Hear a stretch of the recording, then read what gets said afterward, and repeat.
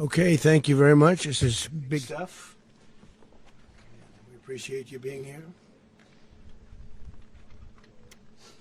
Late last night and early today, at my direction, the United States Armed Forces conducted an extraordinary military operation in the capital of Venezuela. Overwhelming American military power, air, land, and sea, was used to launch a spectacular assault. And it was an assault like people have not seen since World War II. It was a force against a heavily fortified military fortress in the heart of Caracas to bring outlaw dictator Nicolas Maduro to justice. This was one of the most stunning, effective, and powerful displays of American military might and competence in American history. And if you think about it, we've done some other good ones, like the attack on Soleimani, the attack on al-Baghdadi, and the obliteration and decimation of the Iran nuclear sites just recently in an operation known as Midnight Hammer, all perfectly executed and done. No nation in the world could achieve what America achieved yesterday, or frankly in just a short period of time. All Venezuelan military capacities were rendered powerless as the men and women of our military, working with U.S. law enforcement, successfully captured Maduro in the dead of night. It was dark. The lights of Caracas were largely turned off due to a certain expertise that we have. It was dark and it was deadly. But captured along with his wife, Celia Flores, both of whom now face American justice. Maduro and Flores have been indicted in the Southern District of New York, it's Jay Clayton, for their campaign of deadly narco-terrorism against the United States and its citizens. I want to thank the men and women of our military who achieved such an extraordinary success overnight with breathtaking speed, power, precision, and competence. You rarely see anything like it. You've seen some raids in this country that didn't go so well. They were an embarrassment. If you look back to Afghanistan, or if you look back to the Jimmy Carter days, they were different days. We're a respected country again, maybe like never before. These highly trained warriors, operating in collaboration with U.S. law enforcement, caught them in a very ready position. They were waiting for us. They knew we had many ships out in the sea, just sort of waiting. They knew we were coming. So they were in a ready, what's called a ready position. But they were completely overwhelmed and very quickly incapacitated. If you would have seen what I saw last night, you would have been very impressed. I'm not sure that you'll ever get to see it, but it was an incredible thing to see. Not a single American service member was killed, and not a single piece of American equipment was lost. We had many helicopters, many planes, many people involved in that fight. But think of that, not one piece of military equipment was lost, not one service member was, more importantly, killed. The United States military is the strongest and most fearsome military on the planet by far, with capabilities and skills our enemies can scarcely begin to imagine. We have the best equipment anywhere in the world. There's no equipment like what we have, and you see that even if you just look at the boats. You know, we've knocked out 97% of the drugs coming in by sea. 90%. Each boat kills on average 25,000 people. We knocked out 97%. And those drugs mostly come from a place called Venezuela. We're going to run the country until such time as we can do a safe, proper, and judicious transition. So we don't want to be involved with having somebody else get in and we have the same situation that we had for the last long period of years. So we are going to run the country until such time as we can do a safe, proper, and judicious transition. And it has to be judicious because that's what we're all about.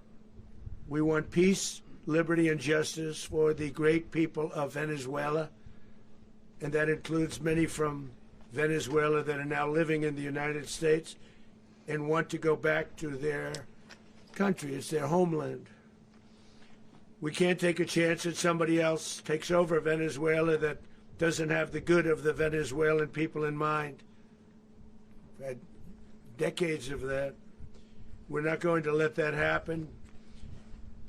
We're there now, and what people don't understand, but they understand as I say this, we're there now, but we're going to stay until such time as the proper transition can take place. So we're going to stay until such time as we're going to run it, essentially, until such time as a proper transition can take place. As everyone knows, the oil business in Venezuela has been a bust, a total bust, for a long period of time. They were pumping almost nothing by comparison to what they could have been pumping and what could have taken place. We're going to have our very large United States oil companies, the biggest anywhere in the world, go in, spend billions of dollars, fix the badly broken infrastructure, the oil infrastructure, and start making money for the country. And we are ready to stage a second and much larger attack if we need to do so. So we were prepared to do a second wave if we needed to do so. We actually assumed that a second wave would be necessary, but now it's probably not. The first wave, if you'd like to call it that, the first attack was so successful, we probably don't have to do a second, but we're prepared to do a second wave, a much bigger wave, actually. This was pinpoint, but we have a much bigger wave that probably won't have to do. This partnership of Venezuela with the United States of America, a country that everybody wants to be involved with because of what we were able to do and accomplish, will make the people of Venezuela rich, independent, and safe. And it will also make the many, many people from Venezuela that are living in the United States extremely happy. They suffered. They suffered. So much was taken from them. They're not going to suffer anymore. The illegitimate dictator Maduro was the kingpin of a vast criminal network responsible for trafficking colossal amounts of deadly and illicit drugs into the United States. As alleged in the indictment, he personally oversaw the vicious cartel known as Cartel de las Solas, which flooded our nation with lethal poison, responsible for the deaths of countless Americans, many, many Americans. Hundreds of thousands over the years of Americans died because of him. Maduro and his wife will soon face the full might of American justice and stand trial on American soil. Right now they're on a ship. They'll be heading to, ultimately, New York, and then a decision will be made, I assume, between New York and Miami or Florida. But we have people where the overwhelming evidence of their crimes will be presented in a court of law. And I've seen it. I've seen what we have. It's both horrible and breathtaking that something like this could have been allowed to take place. For many years after his term as president of Venezuela expired, Maduro remained in power and waged a ceaseless campaign of violence, terror, and subversion against the United States of America, threatening not only our people, but the stability of the entire region. And you all saw it. In addition to trafficking gigantic amounts of illegal drugs that inflicted untold suffering and human destruction all over the country, all over in particular the United States. Maduro sent savage and murderous gangs, including the bloodthirsty prison gang Tren de Aragua, to terrorize American communities nationwide, and he did indeed. They were in Colorado. They took over apartment complexes. They cut the fingers off people if they called police. They were brutal, but they're not so brutal now. And I just have to congratulate our military, Pete and everybody, and our National Guard, because the job that they've done, whether it's in Washington, D.C., where we have a totally safe city, where it was one of the most unsafe cities anywhere in the world, frankly, and now we have no crime in Washington, D.C. We haven't had a killing. We had the terrorist attack a few weeks ago.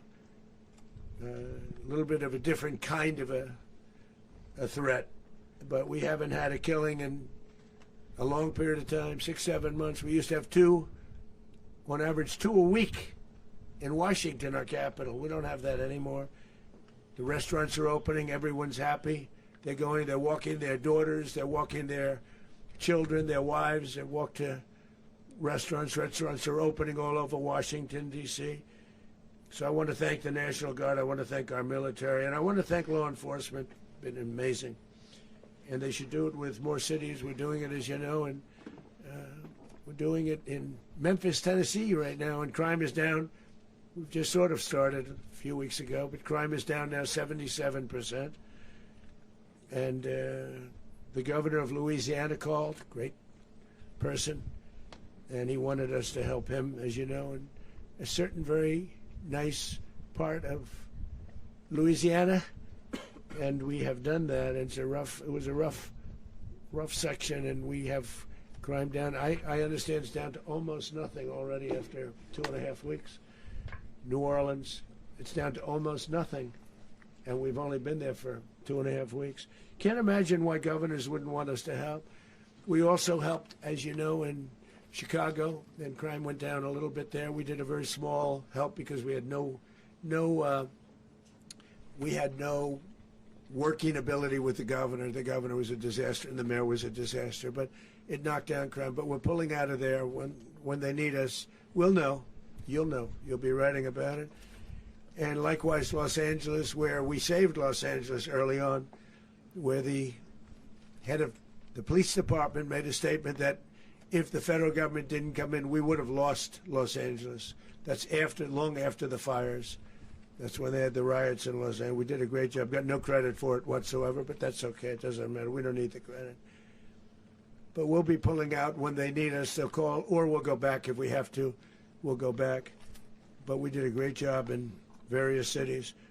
But the place that we're very proud of is Washington, D.C., because it's our nation's capital. We took it from being a crime-ridden mess to being one of the safest cities in the country.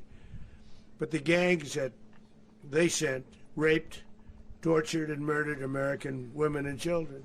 They were in all of the cities I mentioned, Tren de Aragua. And they were, again, be able to threaten an American citizen or anybody from Venezuela. There will no longer be threats. For years I've highlighted the stories of those innocent Americans whose lives were so heartlessly robbed by this Venezuelan terrorist organization. Really one of the worst. One of the worst, they say the worst. Americans like 12-year-old Jocelyn Nungary from Houston. Beautiful Jocelyn Nungary, what happened to her? They, as you know, they kidnapped, assaulted, and murdered by Tren de Aragua animals. They murdered Jocelyn and left her dead under the bridge. There was a bridge that will never be the same to so many people after seeing what happened. As I've said many times, the Maduro regime emptied out their prisons, sent their worst and most violent monsters into the United States to steal American lives. And they came from mental institutions and insane asylums. They came from prisons and jails. The reason I say both, they sound similar. Actually, prisons, a little bit more hostile, a little bit tougher. A mental institution isn't as tough as an insane asylum, but we got them both. They sent from their mental institutions. They sent from their jails, prisons. They were drug dealers. They were drug kingpins. They sent everybody bad into the United States, but no longer. And we have now a border where nobody gets through. In addition, Venezuela unilaterally seized and stole American oil, American assets, and American platforms, costing us billions and billions of dollars. They did this a while ago, but we never had a president that did anything about it. They took all of our property. It was our property. We built it. And we never had a president that decided to do anything about it. Instead, they fought wars that were 10,000 miles away. We built Venezuela oil industry with American talent, drive, and skill, and the socialist regime stole it from us during those previous administrations, and they stole it through force. This constituted one of the largest thefts of American property in the history of our country.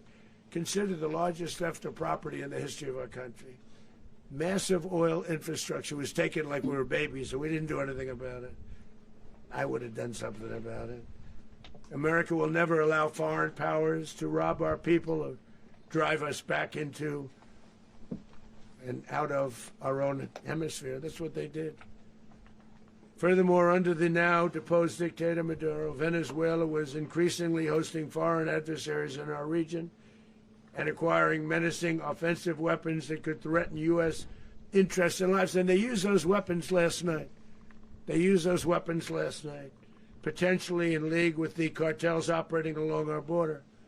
All of these actions were in gross violation of the core principles of American foreign policy, dating back more than 2 centuries, and not anymore. All the way back, it dated to the Monroe Doctrines, and the Monroe Doctrine is a big deal, but we've superseded it by a lot, by a real lot. They now call it the Monroe Document. I don't know. It's Monroe Doctrine.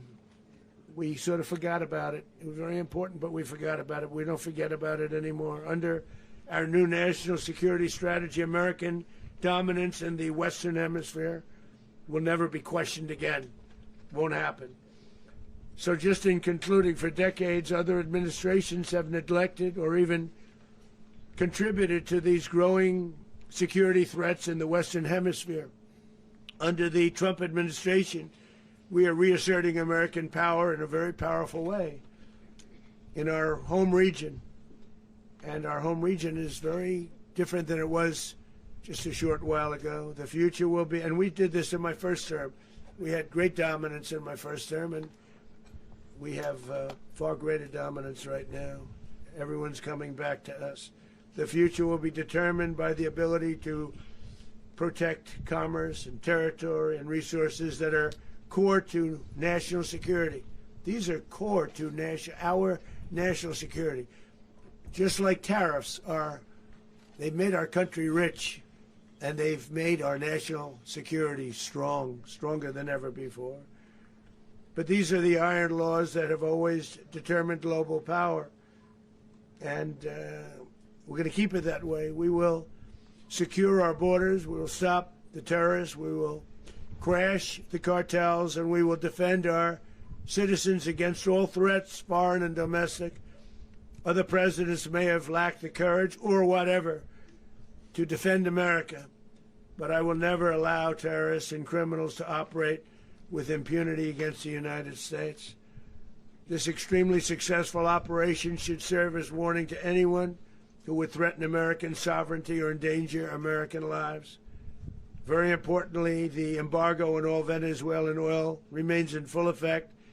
The American Armada remains poised in position, and the United States retains all military options until United States demands have been fully met and fully satisfied. All political and military figures in Venezuela should understand what happened to Maduro can happen to them, and it will happen to them if they aren't just fair, even to their people. The dictator and terrorist, Maduro, is finally gone in Venezuela. People are free. They're free again. It's been a long time for them, but they're free. America is a safer nation.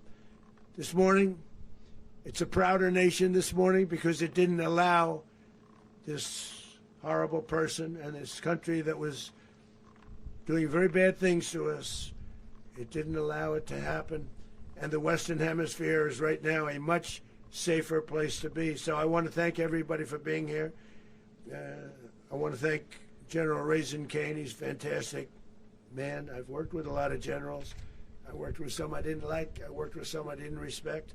I worked with some that just weren't good. But this guy is fantastic. I watched last night one of the most precise attacks on sovereignty. I mean, it was an attack for justice. And I'm very proud of him, and I'm very proud of our Secretary of War, Pete Hegseth, who I'm going to ask to say a few words. Thank you very much.